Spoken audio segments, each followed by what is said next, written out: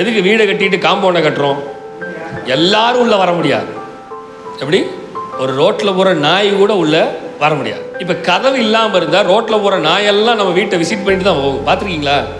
பார்த்துருக்கீங்களா இல்லையா?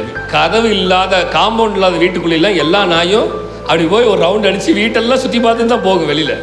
சில நேரத்தில் நான் பார்த்துருக்கேன், ஒரு சில வீட்டுக்குள்ள போகும் அந்த நாய்.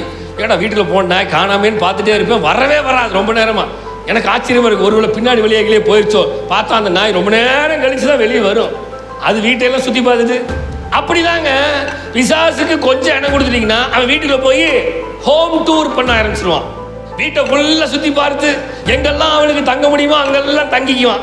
அங்கெல்லாம் வசதியை ஏற்படுத்தி இங்கே ஒருத்தர் இன்னைக்கு பாரு இந்த குடும்பத்தில் இவங்க சண்டை போட்டு போ அப்படின்னு அந்த ரூமை போட்டு விட்டு போயிடுவான்.